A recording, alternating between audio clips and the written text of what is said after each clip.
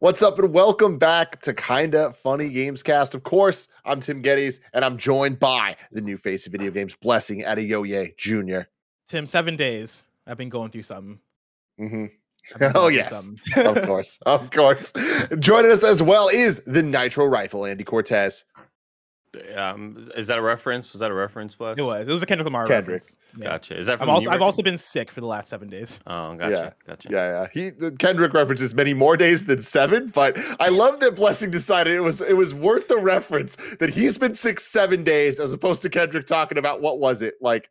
And being depressed. Yeah, like 1900 days, something like that. Yeah. Okay. Yeah.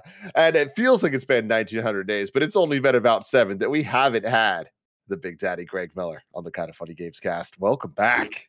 Good afternoon, Tim. How are you? Good. My first show with you back. Very excited about this. I've Very missed excited. That Greg energy in my life. What I didn't miss was going on Kinda Funny's Reddit and seeing a thread posted talking about people starting a lawsuit against Andy, which I'm like, this is going to be a joke. But then there's always that chance. Maybe it's not. And I'm like, who could have? Oh, it's Greg. Greg Miller is the one that decided to do this. No, Greg. No. Tim, I'll tell you the same thing I told TMZ when they hit me up. All right. I cannot comment on pending litigation. All right. I can't comment on it. I'm sorry. Tim, did you see my response to that Reddit thread where I said, "You're in Canada, get off Reddit"? Yeah, no, because I think what you said actually was calling him out for the fact that the post was like 7 a.m. our time, which Canada time for where he was at was like, I guess that's just baby time. Greg's working in a whole other. Yeah. Greg, ironically, is now on Andy Cortez time because of the baby. And that's the thing. I won't comment on any lawsuits that aren't happening right now that are being drafted up by my attorneys at law. All right. But what I will comment on is that being on Andy Cortez time, I don't mock him for it. I don't judge him for it. Because the other day when I was in Canada, right, I woke up. We don't need to bring this. We don't need to talk about this. Is that a postcard from Greg? From Canada? Who's to say who's it from? Who's to say who's it from? You know? Why is it torn? I had to take out my address. Andy, for the audio listeners, you want to tell them what it says? Yeah, I got a postcard, eerily similar to the other Taylor Swift postcard I got about a year ago, which also had some threatening messages on it. This message on the top left says, "Andy, that Greg is not what he seems." Ladies and gentlemen of the jury, I ask, would I write that about myself? In the for section, it was obviously for Andy Cortez with Andy kind of written all over it. There's a picture of Taylor Swift with her eyes crossed out and trust is backwards, which I had to verify what that meant. I was like, what does TSURT mean? And Greg said, a keen eye would say that is trust backwards. A keen eye. A keen eye. And then in the middle, bottom middle, it says goodbye, Imran. Oh no! How deep does this go? I just want you to heed the warning of the card. All right. I don't know who sent it to you. I don't know what's going on, but I just want you to know to heed the warning of the card. All right. What does the goodbye Imran mean? Is that like because he left Gamescast and like you're next? Here's the thing. He says he doesn't know who sent it, Blessing, but in the pre-show for KFW earlier today, quickly said, "Oh man, I forgot. It's the gift that keeps on giving because I just mail out a bunch of bills along with this gift postcard to Andy, and I forget that I send it out." Who's to say who sent it? Welcome to the Kinda Funny Gamescast, which every week we get together to talk about video games and all the things that we love about them. Of course, you can watch it on youtube.com/kindafunnygames or roosterteeth.com. You can also go to your favorite podcast service and search for Kinda Funny Gamescast, and we'll be right there for you. Oh, there's 4 postcards. Oh, Andy, there's so many. What the hell? I thought there was like 3 of them, and he just kept fucking pulling them out. Oh, man. You can also get the show on patreon.com/kindafunnygames. But if you get it over there, you get it ad-free. You get to watch live as we record it, and you get the exclusive post show that we do each and every week with a fun little game show ran by one Blessing Adeoye Jr. You can also be a Patreon producer, just like Anonymous, Fargo Brady, Tyler Ross, Delaney Twinning, First Responder ND, Julian the Gluten-Free Gamer, Alex J. Sandoval, James Hastings, and Casey Andrew. We appreciate all of you. We appreciate a whole bunch of you hanging out in the chat right now, like PandaFin, who's saying what's up to all the live trogs out there. Slightly or Door, who is laughing at Andy's face for how disgruntled and upset he is about this whole situation. And Josh494, who says, I'm excited. This is my first time catching it live since the spare bedroom days. Welcome. Welcome to the live experience. I can't wait for you to see the post show. It's going to be a blast. But if you don't have money to toss our way on Patreon, that's cool. When you're out there on the Epic Game Store buying up all your video games on your PC, or if you're on a console playing something like Fortnite or Rocket League with all the different bucks that they have over there, use the Epic creator code KindaFunny, and it will help support us without costing you anything, which is really damn cool. We got a whole bunch of cool stuff over on kindafunny.com/store, including the Portillo shirt, the Johnny Ace shirt, whole bunch of shirts and hats and stuff. So kindafunny.com/store. Check that out. Today we're brought to you by MeUndies, but I'll tell you about that later. I want to start this off with a very requested game for us to talk about, and there hasn't been an opportunity for us to get into it yet, and that is MultiVersus, WB's Smash Brothers clone Smash-like, whatever you want to call it. Andy, I want to start with you. What's your experience with MultiVersus, man, so far? Very little. I was given access to the beta just like you and Blessing were, and I tried out that tutorial match, and then I tried out an extra match where I played as Tasmanian Devil, and it was one of those that I was just popped in because I had to be on a show right afterwards. So I was like, let me just kind of play a match. And I didn't love the first impression it gave me. Maybe it was the movement, maybe it was the character. Everything felt a little slower than I would have preferred. And after playing Nickelodeon All-Star Brawl, I still feel like I'd rather play that The one. definitive fighter. Yeah. I feel like I'd rather play that Smash clone as opposed to this one. But then I definitely want to hop back in because I've been seeing so many more people praise it on the internet, and I feel like I should give it another shot with other characters. I just haven't really found an opportunity to go back in because there's other games I've been playing. Blessing. I've had the exact same experience as Andy. I'm actually happy that you're saying this because I felt like a crazy person, like seeing other people online. Because I follow like Maximilian Dude and like quite a few other people in the fighting community. It seems like there's a common consensus that like, oh man, MultiVersus seems pretty all right. But I've also had probably like a little bit more experience with it than Andy. I've played the tutorial and then like maybe about 5 or 6 matches. And I think the thing that immediately stuck out to me was that the movement just felt not as tight and not as like not as right as I want it to feel, right? Like it's trying to be a Smash clone to some extent, right? It's trying to be almost like a, Nickelodeon All-Star Brawl, a Brawlhalla, whatever you want to compare it to, right? And I feel like the collision and the hit detection at a lot of the times just feels a bit off and a bit like messy in a way that makes me feel like I'm not totally in control. And it also just seems like there's a lot going on, right? Like the main mode of the game is 2v2, as opposed to like just regular free for all or 1v1. And they have those modes, but the mode that they really try to push forward is 2v2. And playing that, I feel like things are just all over the place. Like it's so hard to follow what's going on, right? Like it is no items. I'm really wondering what Andy's laughing about right now.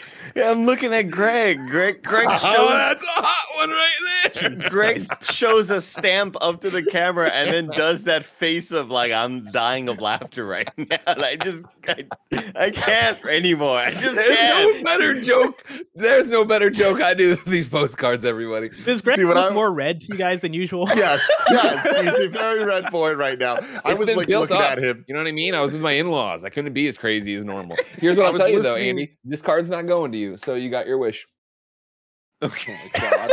I guarantee. I was listening intently. They're gonna go to me, and it's gonna say on the postcard, "Give this to Andy" or something. Damn, that's a good idea, Barrett. Next time. I was listening to Bless intently. I see the B-roll that Barrett brought up, and then I minimized it so I can kind of see people's reactions to it. And what do I see? I see Andy intensely listening, and I see Greg Miller just like this, looking down and just his hand moving.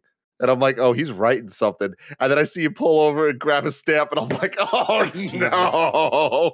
I'm sorry. So anyways, I'm so sorry. But yes, Bless, back to you. Back to me to continue. Yeah, like, despite the game, for me so far, right, like, not totally feeling right, just in the controls, just in the hit detection, all that stuff. I will say the thing that I do find cool and impressive about the game are the systems and features around it. And so, like, unlike Nickelodeon All-Star Brawl, they have the voice acting. They have, like, stages that reference the shows, right? Like, they have the fan service stuff that really makes a game like this stand out. Like, I was very surprised when I picked Harley Quinn, who seems to be my main so far. I absolutely love Harley Quinn in this game. I picked Harley Quinn, and I was going up against a Wonder Woman. And upon the match starting, she was like, "Oh my God, it's Wonder Woman." And I was like, "Wait, really? Like, you have an actual like custom intro for when you're going up against Wonder Woman?" Like, not even Smash has that. Like, that's actually pretty cool, right? Like, that's something you expect to see from a fighting game that is trying to like put all the TLC and put all the polish into it. And so, like, that was something that stood out to me.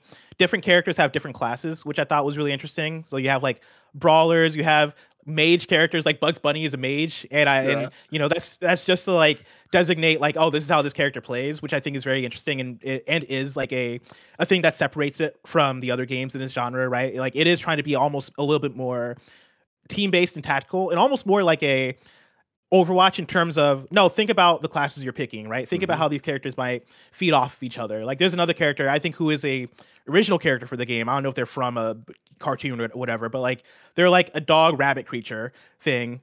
I don't know if you guys know what I'm talking about, but like, if you're the one that yes, the one that heals, or like if your teammate is falling off the map, you can like click a button and then you'll like snatch them from falling off, right? Like, those are the kinds of plays that they're thinking about in terms of the character design. And I think that stuff is really interesting. And then they also have these unlockable items that you can apply to your characters before matches that'll give them buffs.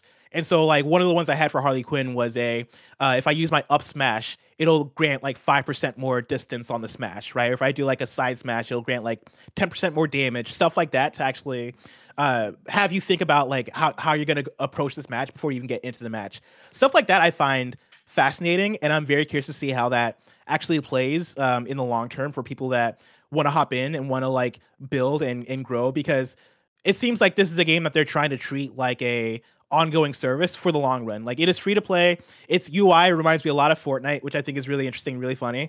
But yeah, like, that stuff is the stuff that has me more intrigued by it rather than the actual gameplay itself. But it's not to say the gameplay is bad. It's just not as good as the other ones.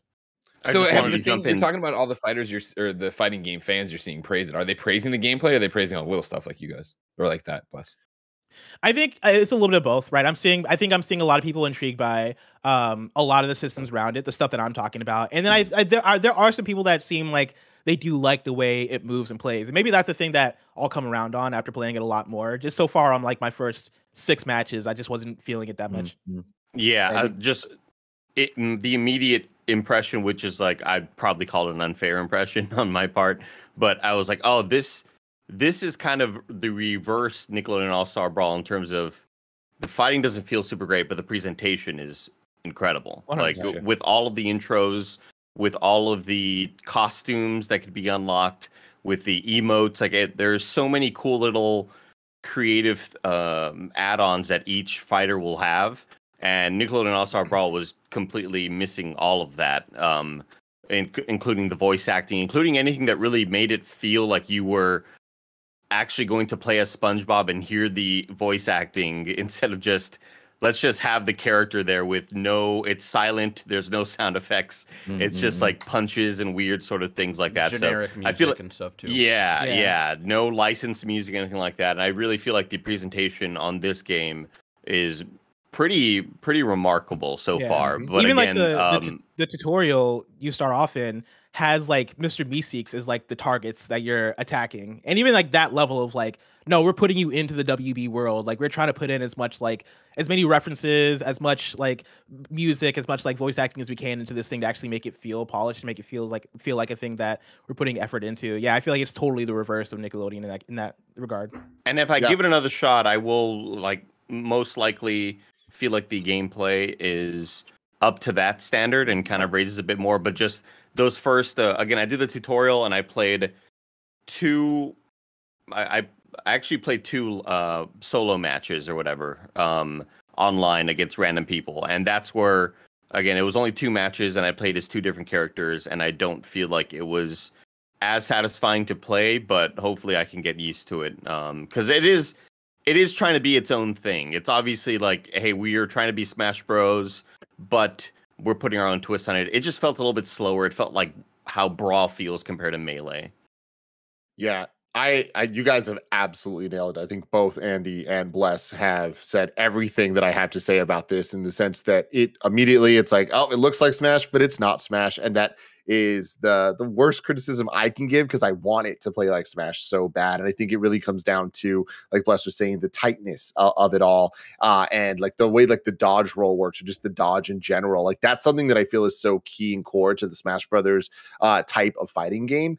And games like Brawlhalla do it really well. I feel like Brawlhalla so far has been the best translation of taking the Smash kind of gameplay, but turning it into a different game where it's like Smash-like, but it's still its own thing. Whereas this kind of is really trying to do something that looks like Smash to an extent, acts like Smash, but doesn't play like Smash fully. And I do think that there's something there. And it goes to what Blessing's saying, like the focus on the 2v2 and all the free-to-play elements of it, and the more battle passy type systems, like I'm intrigued by that stuff. And I think that there's a deeper amount of kind of like gameplay opportunities and like just switch ups of what you're actually doing in the game, as opposed to something like Smash that is so well defined at this point. Whereas this does kind of remind me a bit more of like Bless was saying, the Overwatch type of you need to know your different systems and support versus this versus that with the classes. And I love the idea of it being free to play and being able to grow, so that eventually the roster could be 50 characters deep, and it is a little bit more substantial of classes meaning more than they currently do. I feel like right now it's a little bit surface level. But I had a lot of fun. I played a handful of matches as each of the available characters, just because I wanted to see if there was one that would actually feel right. And I still haven't found it. I think Bugs is the closest one for me. But I think there's just an inherent fun factor because of the presentation that they really do nail. Like being in the Batcave and hearing the Batman animated series music in a more Smash Brothers-esque arrangement. I'm like, yeah, y'all did it. Like this is it. And the custom intros between the characters, and even some of the levels, like that Mr. Meeseeks thing that Bless was talking about. Like if I understand this correctly, like that's the mascara from Wonder Woman, but we're getting like some elements of Rick and Morty in the background with it, and it almost has a PlayStation All-Stars Battle Royale vibe, where it's like kind of mixing the elements of the stages. But I think they commit the right amount, which is like, yo, this is a collab multiverse thing, but it's not everything needs to be exactly 50-50 in a way that I think was a disservice overall to PlayStation All-Stars. But I'm surprised at how much fun I'm having with the game, but I'm more let down by it still not just being what they're saying it is, which is a Smash Brothers clone. And in that way, I agree with you guys. Nick very much was more of that, but it lacks all the charm and personality. And it's like, I just wonder if we're going to get a game ever besides Smash Brothers that kind of gets all that stuff in one. And I don't know what that is, like what that X factor is, but I do think that MultiVersus has the chance to stand on its own. And I think being free to play is very good for it to be able to keep its audience, have an audience. And I think that the focus on the 2-player stuff, while not something I personally am that interested in, I think presents a really cool opportunity for the audience that they're targeting, which is the fighting game community and also streamers. And I think kind of like the collab streams and people being invested in team matches like 2v2, that's really cool. And I think something we haven't really seen too much of. Like imagine if like Marvel versus Capcom allowed 2 people to be on the same tag team together, you know? So when people tag in and out, it's like different people playing. This is the closest we've gotten to that I can remember. And while I think that is way higher praise than I currently can give to this game, I see the potential. And I think that they so far seem to be kind of like getting into the hands of the right people and listening to the feedback, like Maximilian dude, like you were talking about. And I know a lot of people in the Smash community, Hungry Box comes to mind, but like they were talking about how like they were actually involved with the making of the game, and the devs are like really listening to that feedback. So if they can get the gameplay, specifically what makes it different and set apart from Smash, to improve enough that it's tight and polished to match the presentation, I think that there's something special here. Andy? Part of me wonders if the whole 2v2 thing will ever even take off in a serious way because every stream that I watch, it was people just playing 1v1. And sure, you can market this as the tag team version of Smash Bros, but I don't think that that's necessarily going to be its strength or where people may sort of flock to. Or sure, it may be its strength, but at the end of the day, I still think people want to do 1v1 matches. I'm very curious based on coming off of what Tim was talking about, right? In terms of like it being free to play. I think them doing the class-based thing, right, is them really trying to funnel people into the team-based gameplay. And I'm very curious to see how it plays out for them because I think this game is set up for success just in terms of what it is.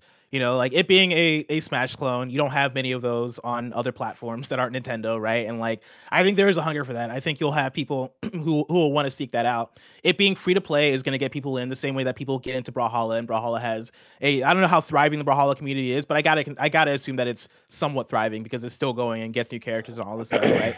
Like, I think it's going to have that same sort of trajectory. It's going to have new characters being funneled in, right? I imagine like maybe monthly or seasonally, right? And like they have a really great pool to pull from, right? Including LeBron James or like Batman Beyond or Rick and Morty, right? Like when they add Rick, I'm gonna come back to this game because I want to play as Rick, right? When they add like certain characters, when they add more Looney Tunes characters, I'm gonna want to hop back in because I love Looney Tunes, right? And the list goes on in terms of WB properties that they can pull from, and then yeah, like it seems like that at the very least there's an interest from the fighting game community because yeah, like paying attention, right? Like there was another YouTube video I was watching of it was like devs versus pros, and this is like from the MultiVersus account, and this is obviously like a promo thing that they were doing, but it was them sitting down with people who are part of the Smash community and going, cool, let's play this with you, we want to like get feedback and talk to you about how this game plays and all this stuff, right? And like the fact that they have the confidence to have pros actually speak on the game alongside with the devs and actually get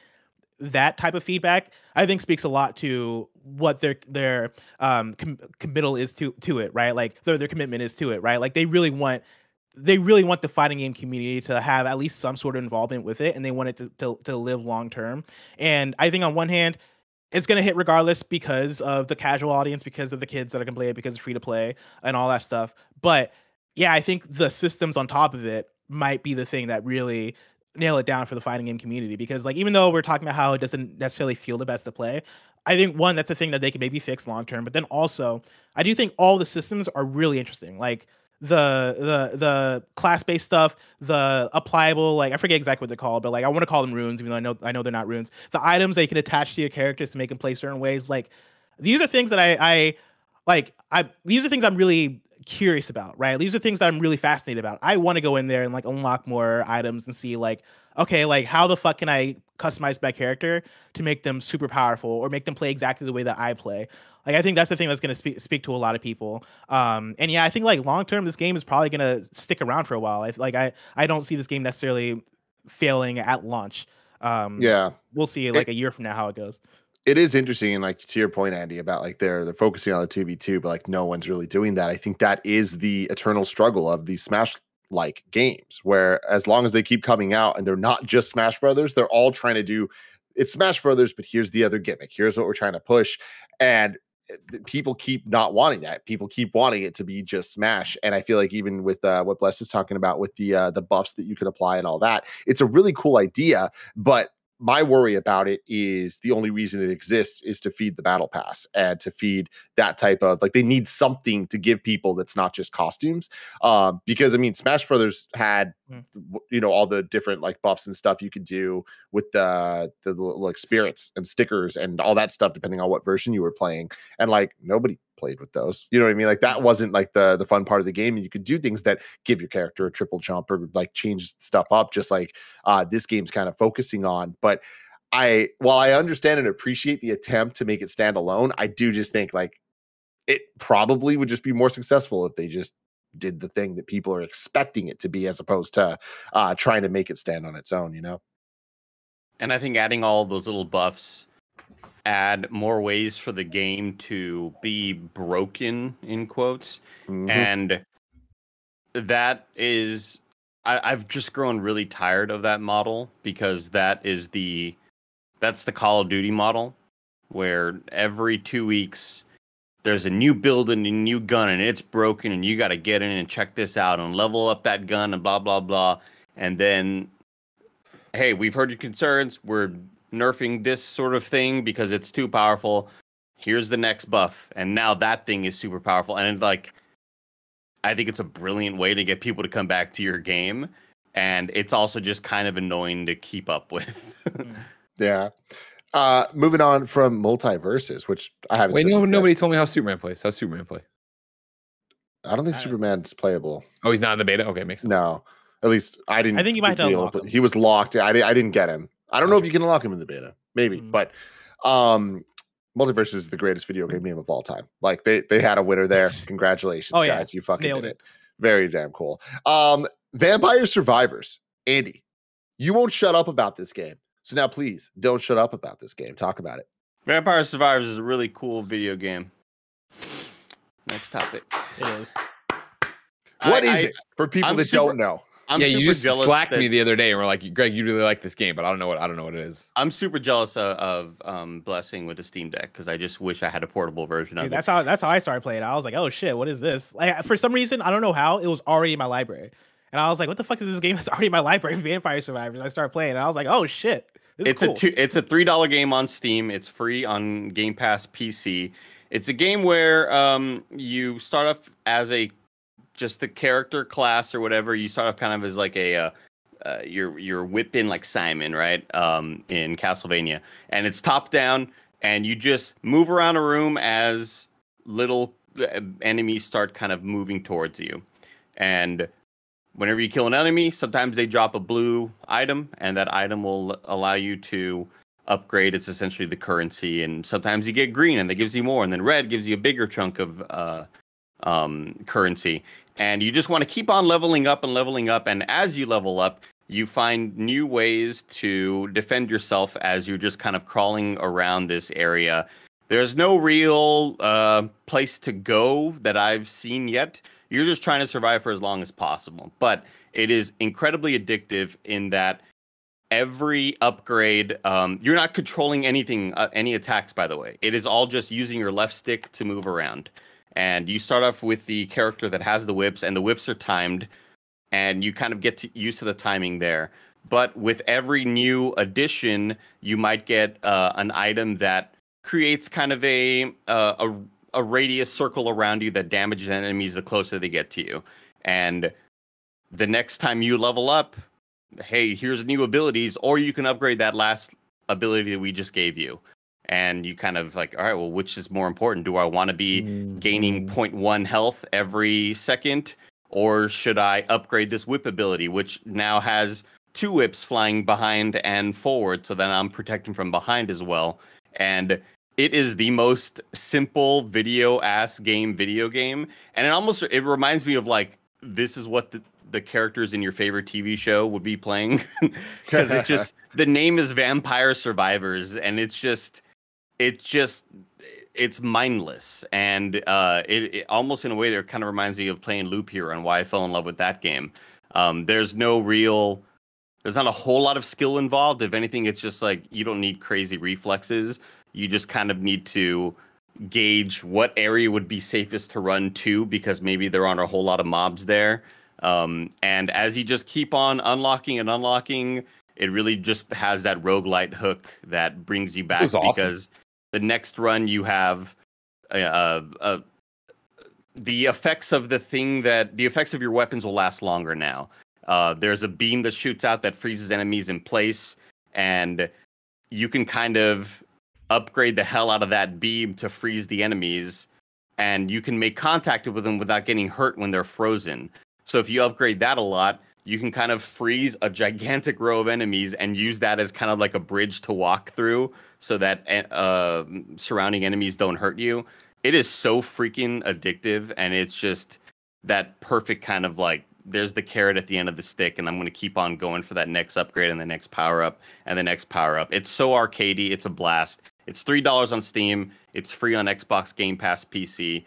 It is, I think, like, play this shit at on a treadmill or something, and it's the perfect just kind of, I don't need crazy coordination with my hands or hand-eye coordination. It's just left stick left thumb on the hand stick, and it's awesome. It's really, really fun. Even when you get sometimes you kill stronger enemies and they'll drop a little treasure box, and it's like a kind of like a loot box, but it is the most like, hey, fucking stupid gamer, look at all the bright colors. Look at all these cool bright game colors, shit, man. Dude, like this fucking little chest opens up and it's ticking,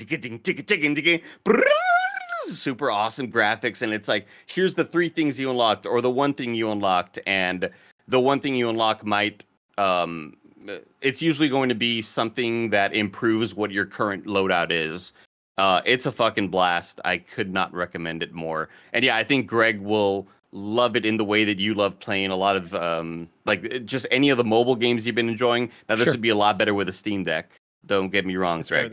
I'm gonna open up my Steam Deck email, and no, it still hasn't shipped. No Steam Deck, damn. That's Last thing, I've asked you, you send me your email that Steam sent you. Forward me your email so I can prioritize. Do it now while I'm thinking of it. All right? No, I'm prioritizing. I'm downloading it right now on Xbox Game Pass on PC. I love that it's that easy. It's such an ugly game to stream or watch because of how intense everything gets. For example, our buddy Bruce Green is playing it right now, and as you get further and further, it is just a mess of everything. But it feels so good knowing that all of those things that you're upgrading, you're just demolishing all these sorts of mobs that are coming towards you, and you're melting them, and you're just watching your number just grow and grow and grow, and it's just it's that perfect sort of immediate satisfaction. Yeah, I only allowed myself to play this game for 1 session because like it was one that I started it on my Steam Deck, started like immediately got the flow of it, immediately was like, oh, I know what this is. Like, this is a roguelite, like this is the numbers go up kind of game. I described it to somebody last week as like, it reminds me of playing Cookie Clicker back in the day, if you played Cookie Clicker, except it has gameplay, right? Like Cookie Clicker was a game that I played in college during class where it's about how much you can get the numbers up, right? Like you get to 1,000 cookies, you get an upgrade that lets you make like 0.1% more cookies a second, right? And like you keep finding upgrades to allow you to make like 1 million cookies, 1 billion cookies, 1 trillion, and like the numbers go higher and higher. Right now, like Bear's showing what looks like endgame gameplay of Vampire Survivors. Oh, you're watching it, Bruce, right now? It's insane.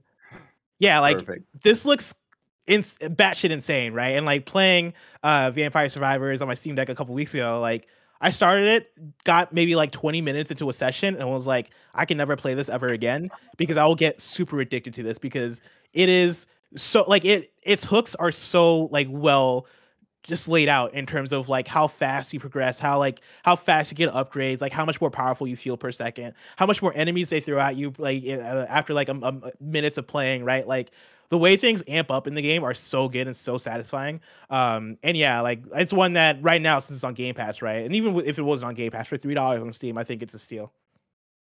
Oh man, can't wait to play that later. But before we get to the next game, let me tell you about our sponsors.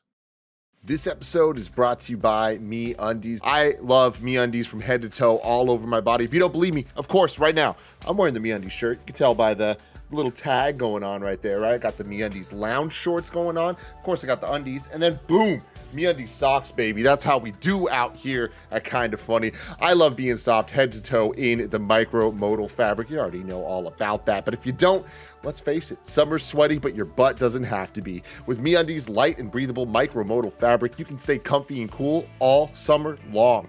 They have super fun seasonal prints and tons of styles to choose from, but if you just like classic black, that's totally cool too. They got a bunch of just bold colors for you to go for. They have super fun seasonal prints, tons of styles, and sizes extra small to 4XL, so you can bring the beach to your butt without ever leaving your living room. MeUndies has a great offer for all of you first-time purchasers. You can get 15% off. If you sign up for their free-to-join membership, you can apply that 15% off to their already discounted membership prices. To get 15% off your first order and 100% satisfaction guarantee, go to MeUndies.com/KindaFunny. That's MeUndies.com/KindaFunny. Tell them Tim Getty sent you. All right, speaking of Steam Deck, Bless, what you been up to? I've been up to a whole lot. I've been playing a lot of Death Stranding, actually. Yeah. It's funny because like when I first got my Steam Deck, my original plan was I'm going to jump back into God of War because I've been wanting to replay God of War 2018 ever since I beat it back in 2018. Like I've not seen that game since that year. And I want to go back and play it.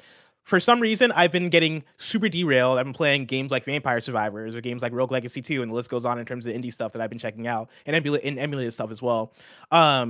Last week, I was like, man, I want to play something AAA. Like, I've not experienced the AAA modern video game on my Steam Deck yet. Let me look online. Let me like find the lists, like the list people make of like best games to play on your Steam Deck, right? Games that run super well on the Steam Deck. And Death Stranding was on a lot of those lists. And as I was reading that, I was like, shit, man. Like, I never beat Death Stranding back in the day, right? Like, I played maybe 27 hours of it back when it launched on PS4. And it was the thing of that game came out the same like week as Pokemon Sword and Shield and also Star Wars Jedi Fallen Order, and then I moved to San Francisco to come and work at KindaFunny, and so I just got derailed from Death Stranding, and I was like, ah, shit, all right, if I'm gonna play Death Stranding, I might as well play it on a mobile device, right? I might as well play it on the Steam Deck, and so I bought the director's cut, started playing it, and I have caught up and surpassed to where I made it in Death Stranding when I originally played it in 2019. I played about 23 hours of the game. And to just talk about Death Stranding for a second, that game is brilliant. Like, fuck yeah, it is. When I originally played it in 2019, like I liked it a lot, but I was also like, it's weird. It's kind of boring. Like Kojima's doing his Kojima shit, and he's like all in on it. Playing it this last week, and it might be my cold brain, right? Like I got a cold. I've been in bed. I've been also playing it while watching the final season of Ozark at the same time, which has been a magnificent experience. But like playing it again, I'm like, dude. Like the way this game looks, the way the characters are voice acted, and not every character, because there are some characters that have horrible voice acting. Shout out to the married couple that you meet in episode 3. They have some of the worst voice acting I've ever experienced in a video game. But despite that, right? Like Norman Reedus, Troy Baker specifically, I think puts on such an incredible performance as Jeff Keighley. Jeff Keighley, who I've not met yet in the game. I'm sure he does a great job as well. But like the performances are great. The performance capture is like gorgeous. The landscapes in the game is so gorgeous, and like playing this game is such a. It feels like taking a vacation from any other video game, just in how different it is in terms of like what the land looks like. Right, there's so much green. It is post-apocalyptic, but it doesn't look like any other post-apocalyptic game. Right, it is like. Now, man, you're just walking across these American landscapes and you're connecting everything together. And then, like, the more and more I play and the more and more I get into the story, right? Like, I think what the story that they're telling in terms of, you know, connecting the world and, like, rebuilding America, a lot of it feels so optimistic, especially playing it in 2022 and, like, a post-COVID, as in, like, we've experienced COVID, not that COVID's gone, but, like, in a after-COVID world, right? Like, the game is the game and the message of the game, I feel like, is taking like a lot more of a significant meaning than I ever thought it would. And it's been such a special game to play in that regard. That alongside like the gameplay as well, which, you know, back in the day, I probably would have said that Death Stranding was somewhat boring.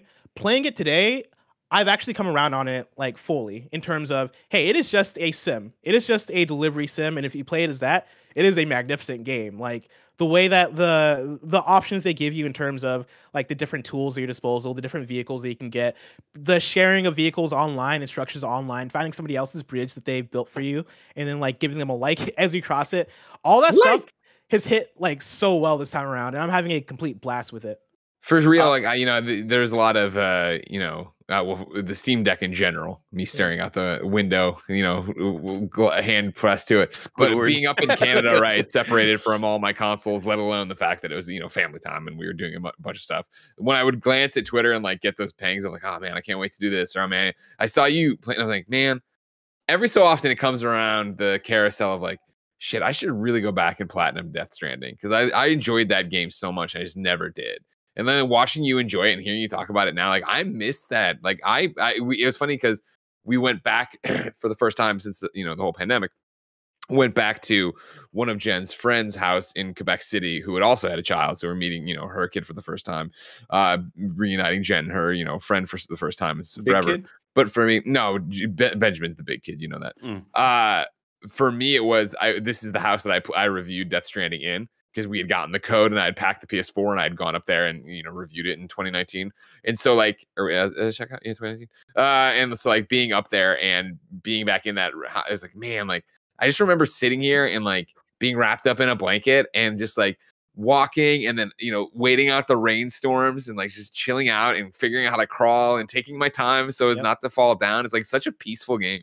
Yeah. Bless, how much of your experience do you think is made better by all of the recent updates to it to kind of gamify the experience a bit more? Because I know that at launch, I still really, really loved it at launch, but my immediate thought was when we would watch all these newer reveals thinking, man, it must be awesome to be playing it for the first time with all the little cool robots that they're adding and the new methods of delivery. Do you think that's kind of making your experience better? Not really, honestly. Like, I've not noticed much of that stuff as I've been playing through. Like, and like, it's been funny playing it and having like the recall of, oh yeah, I remember doing this mission. Oh, I remember the exact path I took when I went through this. And there's been very little so far that seems new for the director's cut. Like, I have, like, when I check when you check your email in the game, because you're getting emails left and right, and I don't read most of them because they're annoying. But like, when I checked my email, I saw one of them that was like a dude being like, oh man, there's this new this idea for a racetrack or whatever. And I was like, oh, I remember seeing that in the director's cut trailer. That must be a new thing. But aside from that, like, and aside from the lack of Monster's energy drink, because they took out the Monster energy drink and now it's just Bridges energy, which I don't love. But aside from that stuff, like, it seems for the most part be very similar. And I think like a lot of the stuff that's going to make it that are going to be like the director's cut additions to it, I think are still on the horizon for me. Like, I don't think I've unlocked a lot of that stuff, which I've been surprised about. I thought I was going to get a lot more of that stuff early on. But I will say that like playing it on the Steam Deck has been such a better experience than playing it on console. And I think part of that is, one, like the pick up and go nature of it, right? Like being able to pick up my Steam Deck and go from sleep mode to being in the game and like playing it while watching Ozark does a lot for it. But also the way that Death Stranding is like configured in terms of mission structure, a lot of those missions you can get done in like 10 minutes, 15 minutes, 20 minutes. Like, it is, all the missions are just, hey, walk over here.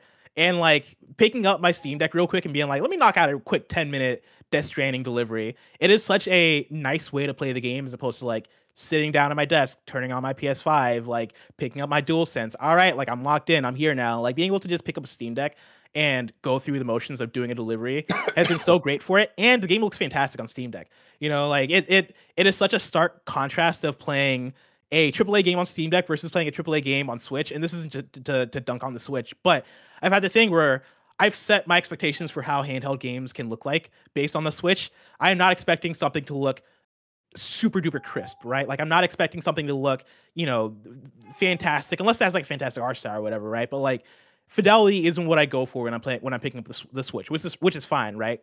Picking up my Steam Deck and playing Death Stranding, I feel like I'm losing nothing in terms of fidelity. Like seeing like looking at a long distance, right, and seeing one of the delivery like structures, like the big buildings that they have that you go and sleep in, all that stuff, right? Like seeing one of those like far off in the horizon on the Steam Deck hits so well, and I'm like, man, this game looks fantastic on here, and that's been a thing that's been very pleasant to experience as well. But yeah, like I can't get enough of it. I'm having such a fantastic time with Death Stranding, and like I'm looking forward to beating it this time around. I've just reached episode 6, I want to say, which I think it might be like halfway through it. I know there's like a lot more chapters than that, but like I know episode 3 also is like very long, and so like after I got past that, I was like, thank God, smooth cruising from here. But yeah, aside from Death Stranding, I've still been doing like a lot of emulation stuff. I talked about a lot of that last week. Been playing a lot of Burnout 3. Been enjoying that a lot. That game ages like fine wine. That game is so fun and so good. I've been playing some Tekken Tag as well, and like Tekken is like, you know, I've been playing a lot of Tekken 7 in the last few years because that's the latest one to come out. Going back to Tekken Tag and like experiencing like that early PS2 era early style of fighting game. Yeah, real early. Like obviously like it feels old, but also it is such like a testament to how well Tekken plays and how well it's always played, where I just pick it up and I'm like, this feels right. Like all the mechanics are there, right? Like it feels satisfying still doing my combos, switch between characters, the music, the presentation, all that jazz is still great. One thing I want to shout out to finish off the Steam Deck talk is Aperture Desk Job, which is kind of like the Astro's Playroom of the Steam Deck, right? It is like a free to play, a free download, quick game to kind of get you acclimated to the Steam Deck and the mechanics of the Steam Deck. It's like a hour-long game that takes place in Aperture Science Lab, which obviously is the lab from the Portal games. And you have like the references of like you get in there and you're like a worker that is like just doing random administrative work in Aperture, and you're greeted by like one of the Aperture robots that looks like Wheatley basically, right? Like one of the robots that'll be hanging off of the crane kind of thing. Like you're greeted by that guy, and it's like the voice acting on it is a little bit wonky because it sounds like it's voice acted by a developer, if I'm being honest. But regardless, the writing on it is really funny and really entertaining, and it's basically him taking you through the creation of the turrets that you see. Yeah, like he's taking you through the creation of the turrets that you see in the Portal games and like how they came to be, and like there's like a fun arc that you go through with like really interesting and funny reveals that I won't spoil here. But this was actually like really fun to go through because it was kind of like a reminder of how funny and how good the writing is in the Portal games, and then also like it was a reminder of how much I want a Portal 3 or at least something else in this universe. Like being back in this universe was such like a, oh man, I forgot how fantastic this is. Like all the writing, all the bits, all the jokes, all of it was like really good and really entertaining. And if you get a Steam Deck, I highly recommend at least like giving this a swing. I heard they got J.K. Simmons back for this. They did, yeah. God, that's so cool. Dude, I might need to borrow it. I know it's gonna be hard to get away from you at this point, but I might need to borrow your Steam Deck just because I want to play that. That looks awesome. You can play it on Steam, just like on your PC. No, but I want to hold this damn thing, man. You gotta wait like the rest of us, Tim. I only gotta wait till Blessing isn't sick anymore, and then I'll get my grubby hands. Next time we hang out, Tim, I can bring it over. It'll only take like an hour or something to beat it. So cool. Like, yeah, I would love that, man. Yeah, dude, I've actually been inspired by your Steam Decking a little bit, especially your emulation stuff. It's been that combined with Uniqlo just did their Final Fantasy 35th anniversary line of shirts, and I was really excited about it. 10's always been my favorite, and I was preparing to buy it, excited to have the site go up, and then the PR people just randomly hit me up. We're like, "Yo, we're gonna send you some of the shirts," and I'm like, "Hell yeah!" Like I'm so stoked for it. And I was like, "Hey, 10's my favorite. Like, what's up?" And they're like, "Oh, we can't get you 10. Sorry, like it's already gone." I was like, "Damn it!" So they sent me 7 and 3 instead, and they're like, "It's kind of 10," and I'm like, I appreciate it, but I ended up buying the 10 myself, and I'm fucking loving it. Got it right now. What's up, Andy Cortez? No, you can keep it with your point. Keep going. No, you go for it because I was just gonna say I beat Final Fantasy Stranger in Paradise. Over the weekend, dude. That ending. The ending, pretty cool, pretty wild, but holy shit, just what a shit fuck fest of a game. It is awful. Awful video game. A fucking awful video game that I still managed to kind of enjoy, but it is a terrible, shitty game, and they tried to kind of fix the PC version so that the hair polygons don't have as much polygons as fucking Sully from Monsters, Inc. Like, this game was just so horribly unoptimized, and it looks like shit, and it sounds like shit. Everything is just shit in this fucking game. And I finally I had to drop it to easy, Blessing, because I was like, I just want this. Or just feel like the last hour. No, I dropped to easy. Like, it's so funny. I dropped to easy like on the maybe third to final boss. And when I tell you, you can just run through the game. Like, you may spawn in a new level, and it's a brand new level, and we gotta go do the thing, Jack. Yeah, but what the fuck are we gonna do? Like, whatever the voice acting is, you could just run to the end. Oh yeah, without fighting. That's what I did on the last level. Without fighting anybody. There's no like kill all these people to then get the key to go unlock thing. No, you can just run to the fucking end, and then like a cutscene will start. So like the final levels, I'm just running from cutscene to cutscene, just because I want this miserable experience to be over. Did you fuck with the gameplay of it? Chaos? Did I what? Did you like the gameplay? Yeah, I did. I thought the gameplay was fine. But I think that it wasn't as fully fleshed out as I thought it could be in terms of how enemies will like fuck back with you. Like I don't think there was a whole lot of, there wasn't the most thought put into the balancing of some enemies and little tiny enemies are taking down 80% of my health bar. I'm like, who the fuck are you, dude? You're just a little thing, a little gremlin. Leave me alone. And so there was like a lot of kind of frustrating moments where, upon running by the last third of the game, I just realized, you know what? I bet you I just could have run by everything else that I was running by earlier, or that I was getting my ass kicked by earlier. Yeah, it's a pretty terrible game with a pretty neat ending, I would say. See, I had like the way I've been describing it is like this game is like the opposite of Guardians of the Galaxy for me, because Guardians of the Galaxy was a game where like I love the story. I think that game is gorgeous. I think the character design is dope, you know, like, and I found the gameplay to be utterly boring in Guardians of the Galaxy. In Stranger Paradise, I had the exact opposite, where I'm like, man, this story is garbage. Man, this game looks like shit. Man, like none of what they're doing here is what they think they're doing, and it's like memey in a way that I find entertaining, but also is not great. But then like gameplay wise, I was having a blast the entire time, and it's exactly what you're talking about in terms of you can run past so much in the game, and like there's some points where they're like, nah, fight was here, but like there's so much of the game that you can just like run past everything and go straight to the door or go straight to the ending. And then also there are some enemies that'll straight up just take out a gigantic chunk of your health with one hit. And then other enemies where it's like, why are you here? Like it feels so unbalanced in terms of a lot of the enemy attacks and design. But in terms of like all the systems that they provide to you for different classes and the different upgrade trees and the different gear, like it is like so much of a loot game, especially in like the auto optimization of it, where you collect it, you'll play the game for 3 minutes, go into your menu, auto optimize, and all of a sudden you look like a completely different person because they throw out that much loot. You look like Jim Carrey in The Mask when he has like the yellow suit on. Like it is so fucking hilarious how like from scene to scene, I'm like, me and my crew look like a bunch of dumbasses right now. Like we just look stupid as hell, and we don't belong in this video game. And I found a lot of joy in playing through it because I mainly just wanted to beat it for the content of it because it was just really funny. And I got some really good voice clips. I played a lot of it, the final moments of it, with like music and sound effects set to like 30% volume, just so I can get the really good chunks of dialogue out there, super out front and super loud.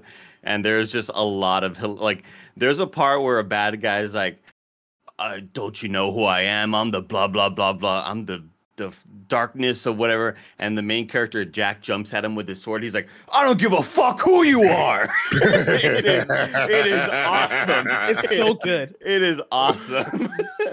I'm so happy that you had fun with that. What I was going to say is I've been playing Final Fantasy X for the first time in a long time because it obviously one of my favorite Final Fantasies. My first Final Fantasy I ever played back when it came out in 2002, I guess it was, something like that. 2001, maybe 2001. That's what it was. And I've replayed it since then. But I remember last time I replayed it, it was probably a decade ago. I think it was when it first came out, the HD version on PS3. And I remember kind of being a little let down by it, where I was like, it's definitely nostalgia for me. Like I've played better Final Fantasy since, and I think I kind of become more fond of 7 over the years, and especially with the remake and just like falling in love with those characters in a different way and all that. But also just 10 is very linear. Its combat system is it's actually turn-based, unlike Final Fantasy. More Final Fantasies that you guys have played, even the original 7 with the active time battle system where it's turn-based, but like there's always that bar going down. So like you have to kind of be active and like in the moment for the gameplay. 10 is very much like Pokemon, where if you don't touch the controller, nothing's gonna happen. So a lot slower pace. It's way more like chess. It's way more like the kind of conceit of the whole thing is on the top right of the screen. You'll see the order of who's going to be able to attack. You can see it right there that Barrett had a second ago. But you then are way more incentivized to use things like haste or slow to speed up your characters, slow down your characters, because then you might get multiple turns before others do. And you know, Pokemon works that way, but it's a little bit more like you're hoping it works out, whereas this, it's a little bit more of a sure thing. And I gotta say, I was motivated by Bless with the Steamdeck and just, you know, playing all these PS2 games, and I was like, I haven't played this on Switch. I haven't played it handheld ever.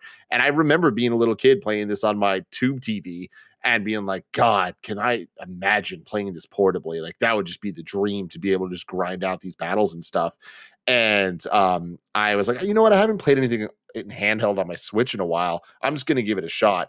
6 hours later this weekend, like I'm deep into this game and I'm just like fucking in love with it all over again. Like it is such a different experience that I had a couple of years ago because like playing it in 2022, like the story is awesome. The characters are great. Like the way it deals with religion, like I feel like I'm adult in a way that I can kind of understand the deeper going ons that I've never been able to do that. And even finding more depth in the battle system itself and kind of appreciating more of it because, you know, when you're a little kid, you kind of just like attack, and like hope you win, you know, but kind of like using the different kind of spells and stuff. It's like, wow, this game's really special and it looks so good on the OLED Switch, man. Like every time I turn this thing on, I'm just so impressed with the quality of the screen, the quality of the OLED and how it enhances the looks of so many games. And Final Fantasy X's colors pop on it, man. Like it looks so damn rad where, I mean, it's a PS2 game up-res to PS3, then ported to the Switch. Like it's not like the most, you know, technically beautiful game of all time, but I'm surprised at how much it holds up. And I am extra surprised at how much I'm loving it. Having gone through a time period where I thought I was wrong about the game, that I thought I was just nostalgic for. But I can't wait to keep playing it. I'm hoping that my excitement like stays to the end. Cause I've always stood by the end of this game being one of my favorite game endings of all time and my favorite romances in the game of all time. And I thought that I would feel differently now, but like, I'm so into this romance right now where I'm just like, back in the day, I was playing, there's a couple choices you can make about like flirting with one of the other girls. And I was a Riku fanboy, so I was always like trying to get after that. But now that I'm an adult, I'm like, no, he belongs with Yuta, you fucking idiot. Like make it happen. I'm just having a great time. So you love love, bro. Special. You love love. I just love love, man. Sorry, what were you saying, Bless? I'll say the PS2 era is so special. Like going back, like I've been playing a lot of PS2 games, right? But like even the ones that I thought I was going to go back to and have a worse experience with, I've been surprised by how much I've been having a good time. Like I've been playing Sonic Heroes as well. And Sonic Heroes is one that I played as a kid and, you know, played it, loved it as a kid, right? It was never like my favorite game of all time, but I was still like, oh man, Sonic Heroes, I loved it. And then like as the years went on, I was told over and over again that Sonic Heroes is terrible. And I went back to it over the weekend and I was like, okay, let's give this a shot. Let's see if nostalgia prevails. And as I was playing through it, I was like, no, man, this game is good. Like, this is a good game. I'm having such a good time with this game. Don't listen to what they have to say. Yeah, no, the internet was lying to me. That and like Simpsons Road Rage as well was another one where I was like, oh yeah, like Hit and Run is like the darling. Everybody loves that one, but people don't really talk about Road Rage that much. You know, Road Rage, for the people who don't know, is a Crazy Taxi clone for Simpsons. And went back and played that one as well because that's the one I had more time with. And as I was playing through it, like, yeah, that one hasn't aged as well as I would have liked it to. But even that game was a fun game. That's a fun game. That was fun as hell to play, and I was like, man, okay, because I was also a kid that didn't have Crazy Taxi, and so Road Rage was my Crazy Taxi, and so I was like concerned that like I didn't have an actual Crazy Taxi experience that was good. And going back to Road Rage, I was like, no, this is adequate. This is a good enough experience. Like I had my Crazy Taxi time with this game, and it was fun. And so shout out to the PS2. Shout out to the PS2, dude. That's so correct. Greg Miller, hey buddy, you've been playing Evil Dead. You've been playing it a whole bunch, and so is Andy. No, Andy's way played more than me. Yeah, like right before, you know, the day, the final work day before I went on vacation and went up to Quebec, right? Yeah, we did a stream for Evil Dead, the game. And that was that one, you know, I'd come on this show and talked about and give my preview of it and enjoyed what I had played, but wondered how, if it would work and yada, yada, yada for everybody else. And we had so much fun on that Friday stream. And then, yeah, the fact that Andy, how many hours have you played now? Close to 30, I would say. That's fucking awesome. I didn't know you were gone. I didn't know you had left yet, but I did call you and your son out on the Slack squad up. I saw that. Yeah, I said, your kid asleep yet? What's the deal? Do you want in? Tell Benny to squad up. We needed somebody else to jump in, with me and Stoneback Mike and Nick. I've been having a lot of fun with this game, just playing it off stream as well. Not even necessarily like trying to, you know, yell with friends on stream and stuff like that. I've been making Mike and Snow. I've been making Snow Mike and Nick play with me, and Nick has been having to play on controller because the inverted doesn't work on mouse. Because he's just he's just is the way he is. There's nothing we could do about it. And so they did get back to us and say that they were fixing that. But yeah, I like of all of the asymmetrical games, I'd say this one is easily the most fun because of the role you're put into as a survivor. I might like Predator more if it performed better and felt smoother. And whenever I'd play Predator or Friday the 13th, I never really knew if my bullet was going to actually do what I wanted it to do, just because of how the servers can be. And nothing ever felt super stable in those games. Yeah. And I think this game plays incredibly smooth. That was my main worry. When you first had that preview session, Greg, I thought, wow, this we're seeing console gameplay. There looks to be a lot of motion blur, and it looks like it's going to be another kind of I'm clicking the button, but really on that player's screen, they're probably in a different location. Yeah, like Friday the 13th, how terrible that latency was. It always just felt like it was going to be a whole lot of desync everywhere. And I think the gameplay is incredibly smooth. Crossplay has been so easy to get into. Yeah, I was shocked. That's massive. Like that's always like the hugest help. And I think that's one reason why a game like Knockout City performed really well, because at launch, that crossplay worked incredibly well, and I think here the crossplay works really well, and not having to worry about friends getting kicked out of servers, and I'm not seeing you online, what the hell's going on? That's always the major concern for games like that, but I think Evil Dead does it super well, and it just works, which is great. But not only does it just work, it's also super fun for me to play as Survivor. I found my class. I found... what are you running? I use that lady, the Survivor class, the one from the newer series, I believe, is what everybody says. I don't watch the series or anything like that. But we got to a point where it's like we're so coordinated where we don't want to be losing out on ammo, because ammo is fairly scarce, and if you have two people running shotguns, that's considered long range ammo. And one of y'all are going to lose it. So it's like, all right, well, I found a revolver. I'll give you all my long range. Give me all your handgun ammo. And we'll try to, take on the demon from there. I feel like internet demon players have already kind of found what the meta is and how they want to play it. And we have found ways to kind of counteract that. And it's just fun and it's chaotic. And I think some of my favorite memories were when you, me, Nick, and Bless, or you, me, Mike, and Nick, or whoever would hop on and fight random internet predators on the Predator game. I loved doing that. Yeah, that sounded weird, right? Yeah.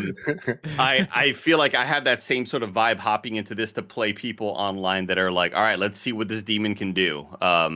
We're going to try to take it on, and we're going to be as coordinated as possible. Nick knows his ultimate ability, which is like, it's like, oh, Nick, take away our little fear factor or whatever. I don't know. I just have an absolute blast with it. And I can't wait to get back to it. I legitimately think that I'm like rank 10 in the world as a Survivor, Greg. Like, no joke, dude. Like, every match, maybe 5, maybe rank 5. Whoa. But like, we had a match. We've been having matches where, like, at the end of the game, we absolutely showed out, and everybody was like, "Oh, look at that! I had 18,000 damage, and Mike had 24,000 damage, and I had 68,000 damage." Like, I am just popping off like no other, Greg. And if you're on my squad, that's a guaranteed dub. Okay, understand that. Understand that. I need those dubs. It's a lot of fun. I think the progression is equally as fun, and slowly leveling up your character to get to a point where you're going to be super competent in battle. And I immediately kind of go for the anti-fear route, where like every once in a while, Tim, there'll be a jump scare on screen, and your character has a fear meter, where the higher the fear gets, the enemy can take over and possess you. You can possess you. Yeah. And which is like whatever, but when the enemy possesses you, the best call, I think, is like don't even try to shoot your teammates, but waste your ammo, which is like what really good demons have done to me, where it's like, all right, I'm rocking 7 bullets in this gun, which isn't a whole lot, and they take over and they're just firing the bullets as fast as possible.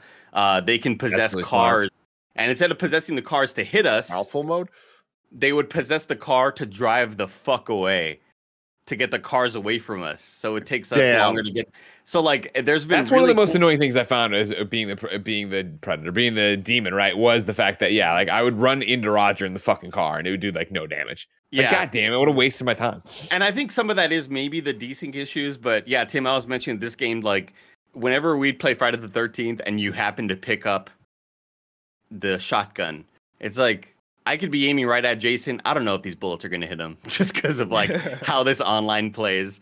The same with Predator, where it always kind of felt like I don't really know if there's a sync issue right now. If on my screen I'm hitting them, but on their screen they're totally fine and they're running away. This game feels like wildly, surprisingly smooth, and like all of the shots are hitting. I just think it's a lot of fun, and I'm totally down to get into some more action with you, Greg. Let's do it, bro. Let's hop in, dog. Dude, I'm down. You just sold me on it. Steamdeck, it's been a lot of fun, man. Especially, playing as I still have yet to play as the monster. It could be a completely different story as the monster. I don't think you're missing something. When I only did 2 games there at the end. They're up on the gameplay channel as the demon, and I definitely liked being a person more. And I think obviously if I really wanted to sit there and commit to it and go, find it or whatever, like I think there's something to it. This is, learning it for the first time. These are my first 2 games ever doing it, right? I think you could do that and find it and, that be your jam. But I think if you have people to play with and you want to roll with people, I think it's just more fun personally, because I think that's a more engaging experience for me in terms of trying to outthink the monster and get out of there, right? Yeah. I don't know, it's just a lot of fun. A big surprise, because again, we've seen a lot of these games that always kind of end up being 6 out of 10s, where it's fun for a bit, but that's about it. And I've been finding myself just playing more and more offline single player, just because I have time in between matches, or I'm gonna render out a video. Let me play a quick match before I hit render, because I know it's gonna take long. Like I've just been having a lot of fun with it, surprisingly. That's awesome. Staying on tune with that just a little bit, I wanted to get to some listener mail that I asked you guys questions for, and staying in the horror camp here. Jensen writes in and wants to know, what's up with the Quarry? Should we be worried about it? It's coming out June 10th, and it feels like no one's heard anything about it. Greg, what do you think? I can't wait. Me and Bless talk about the Quarry all the time. I would say our conversations begin about work or whatever, and eventually get to the Quarry. Wow. I'm not worried about it. No, from Supermassive, the spiritual successor, some say, to Until Dawn, and, in the way that the Dark Pictures anthology is kind of not their budget thing, but they're trying to do it annually. They're doing these shorter things. This being the one published by 2K, this being the one with David fucking Arquette, this one being like the one that seems like a longer experience to play through and enjoy. I'm not worried, because I don't think they want you to. I mean, what else do you need to know? This is Supermassive, and this is what they do. And at this point, who they are, right? This is another Denny Green. We knew who they were, and we let them off the hook. Like, we know what we're getting with this game. I'm hoping, since it's a all-in-one 2K published thing, it's going to be a higher quality. I hope it's more like an Until Dawn than Dark Pictures anthology, which I do enjoy for what they are, but I'm not worried about it at all. But I'm not expecting this to be a 9. I'm expecting it to be a really good horror movie game, a really fun horror movie game. Probably more a really fun horror movie game than a really good horror movie. Yeah. I'm in the same place, right? I'm really looking forward to it. Shout out Brenda Song is going to be in it as well. Oh, love my life. Yeah. Is Justice Smith in there as well? He is. Yeah, I think so. Yes, that sounds about right. The guy from The Flash, yeah, he's there. Yeah, and like, Pokemon movie. Yeah, that's the way they wait, he's from Detective Pikachu? Yeah. Oh shit, I didn't realize that was him. Yeah, for everything Greg's talking about, right? Like, it seems like it's going to be, the way they talk about it makes it seem like it's more of an Until Dawn successor, especially in like here's a group of Jordan Fisher. I don't know who I'm talking about. Yeah, Jordan Fisher was from The Flash. Justice You're right. I know that Joey's obsessed with Jordan Fisher, and so I just assume that's him, but you're right. That's the Detective Pikachu kid. Yeah. But yeah, like having the group of I forget if they said students or teens or whatever, but like, group of young people, right? Like it being, was this the one that's like it's the greatest game type? They always get this and then their next Dark Pictures thing mixed up. I think this one is like supposed to be the greatest game type. They're all getting hunted by a man, and then the Dark Pictures thing coming up in the fall is gonna be like what's that movie with the clown mask on the TV? Saw? Saw. It's the next one is gonna be like a Saw type situation. Oh yeah, gotcha. Yeah. Gotcha.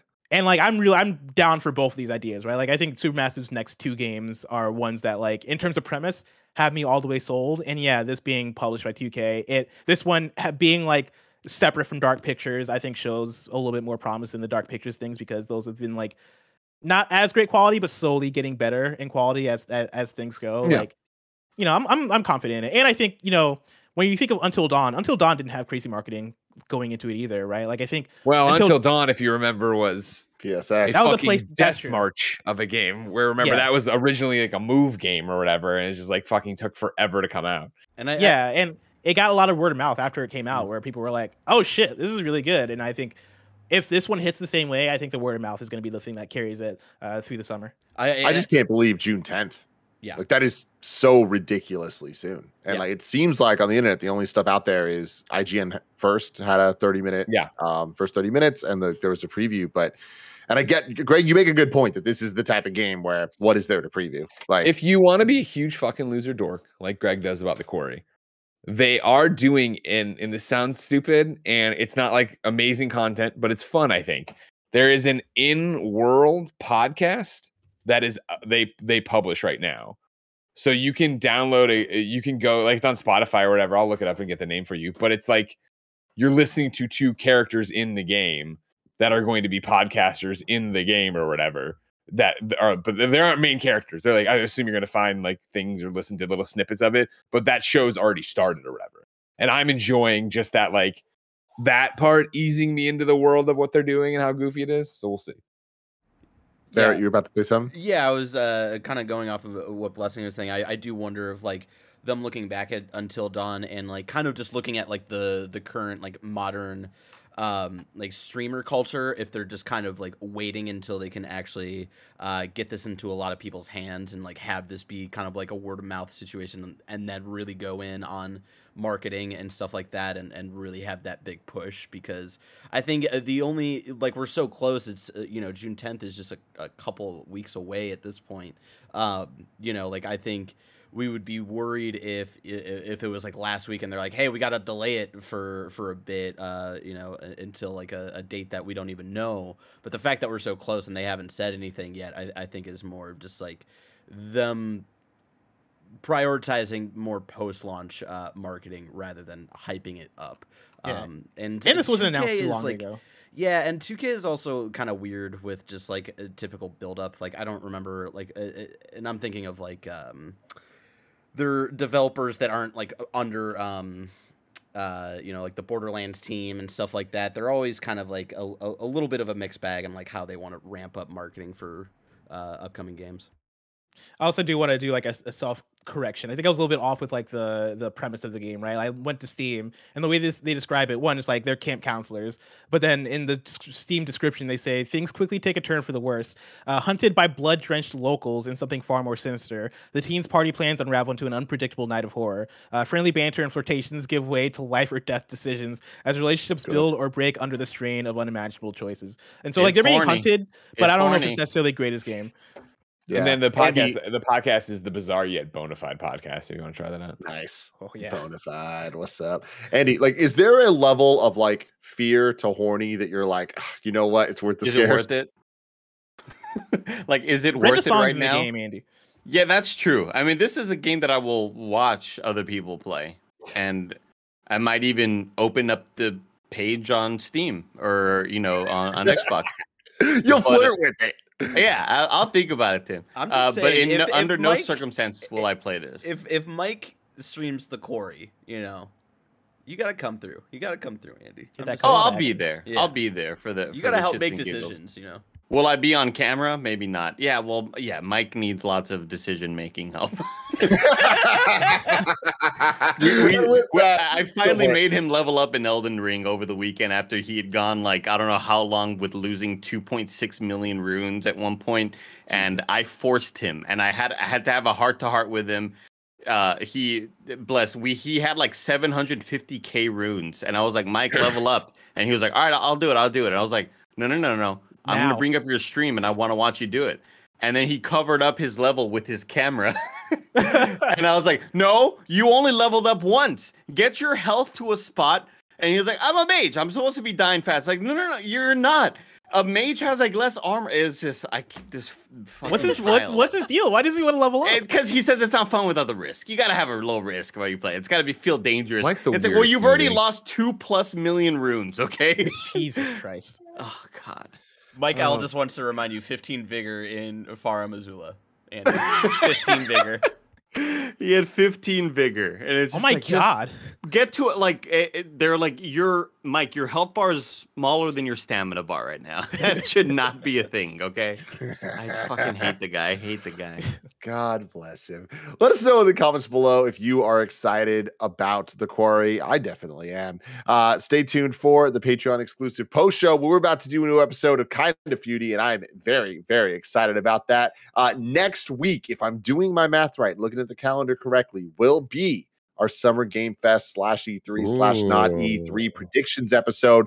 Still trying to figure out exactly what that's going to look like. But right now, just for you gentlemen to start wrapping your head around, I think what I want to do is like we've done the last couple years where we'll be making predictions for like this season of it. We'll put a deadline on it, but like there's just not enough seemingly going on this June week for us to like really go all in, because it's kind of like there's Game Fest, there's Xbox to show.